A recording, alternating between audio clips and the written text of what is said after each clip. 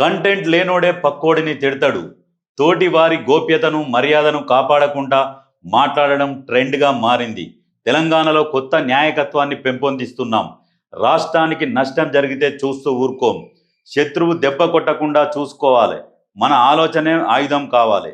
Leader రాజకీయ శిక్షణ కార్యక్రమంలో ఎమ్మెల్సీ కల్వకుంట్ల కవిత. కంటెంట్ లేనోడే పక్కోడిని తిడతాడని జాగృతి అధ్యక్షురాలు ఎమ్మెల్సీ కల్వకుంట్ల కవిత అన్నారు. లీడర్ పేరిట శనివారం నిర్వహించిన రాజకీయ శిక్షణ కార్యక్రమంలో ఆమె మాట్లాడుతూ తోటి వారి గోప్యతను మర్యాదను కాపాడకుండా ఏది పడితే అది మాట్లాడడం ట్రెండ్గా మారిందన్నారు. అందుకు యూట్యూబర్లు అండా బాగా ఉన్నదని, తిడితేనే వ్యూస్ ఎక్కువగా వస్తున్నాయని ఆవేదన వ్యక్తం చేశారు. జాగృతి నాయకులు దూషణలు చేయకుండా పదునైన విమర్శ చేయడం నేర్చుకోవాలని సూచించారు.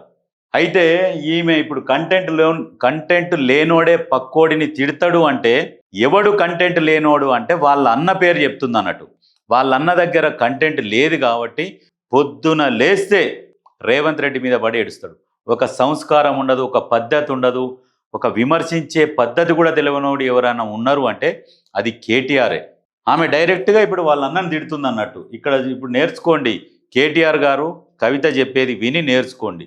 ఇప్పుడు ఇక్కడ చాలామంది రాజకీయ నాయకులు ఉన్నారు, ఎవరైనా పద్ధతిగా మాట్లాడుతున్నారు. ఇప్పుడు పద్ధతి లేనివారు ఎవరంటే ఇక్కడ ఒకడు ఉన్నాడు, ఈ కౌశిక్ రెడ్డి అని, ఈ సూసైడ్ స్టార్ ఏం చేసిండంటే ఎలక్షన్లప్పుడు నా గుండె బరువెక్కింది, నన్ను కాపాడండి, నా కోటేసి గెలిపియండి, నా కోటేయకుంటే నా శవయాత్రకు రండి, గెలిపిస్తే జైత్రయాత్ర అని ఇటువంటి లంగా బెదిరింపులు బెదిరించి బ్లాక్మెయిల్ చేసి ఓట్లు వేయించుకొని గెలిచిన దొంగ ఇప్పుడు బయటికి వచ్చి లేనిపోని ఆరోపణలు చేస్తున్నాడు. ఎవరి మీద? ముఖ్యమంత్రి మీద.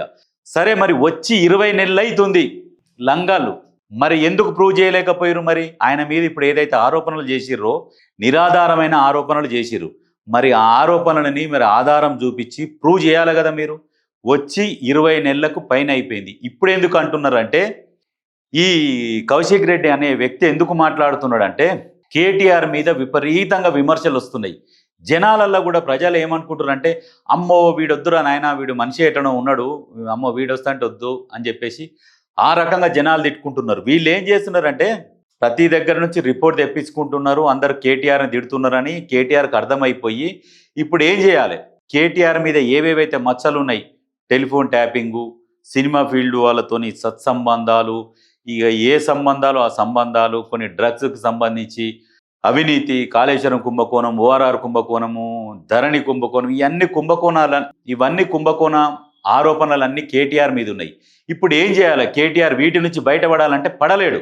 ఇప్పుడు ఎందుకంటే అన్ని ఎంక్వైరీ అవుతున్నాయి, విచారణ జరుగుతుంది, కొన్నిటి మీద ఆధారాలు సేకరిస్తున్నారు. ఏం చేయాలి ఎటువంటి టైంలో అని చెప్పేసి కేటీఆర్ ఏం చేస్తున్నారంటే సేమ్ ఇవే ఆరోపణలు రేవంత్ రెడ్డి మీద మనం ఆరోపణలు చేసి ఆయనకు కూడా బురద పూద్దాం, పూసినాక వాళ్ళు సేమ్ పూసుకుంటున్నారు కదా, మనది కొంత తగ్గుతుంది అనే ఒక దుర్బుద్ధి, దురాలోచన, అది ఒక నీతి మాలిన సిగ్గు మాలిన ఆలోచన. అది అంటే ఈ రకంగా చేస్తే తన మీద ఉన్న మచ్చ పోతుంది అనుకునేది ఒక భ్రమ.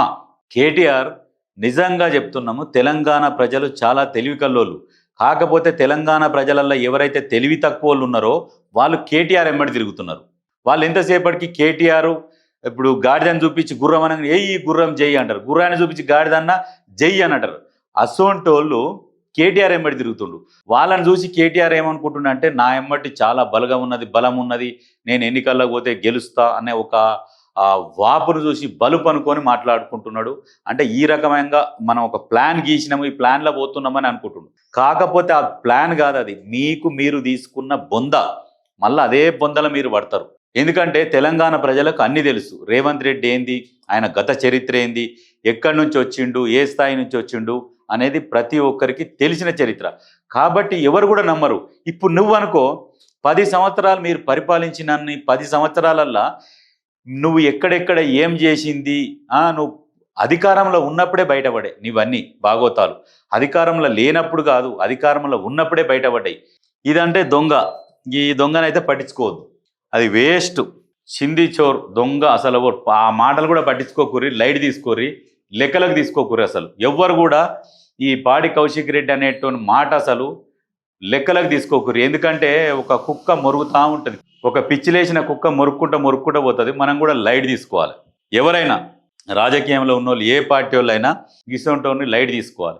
ఎందుకంటే వీళ్ళు వదిలిర్రు, ఒక పిచ్చి కుక్కను సాదిర్రు, వదులుతున్నారు. పోయి ఎగబడిపో, రోడ్ల మీద పోయి ఎగబడిపో, కరిస్తే అందరు సూదులు వేపించుకుంటారు, మన దవాఖాన నడుస్తుంది అన్నట్టుగా గిసొంటి కుక్కని బయటకు వదిలిర్రు అన్నట్టు.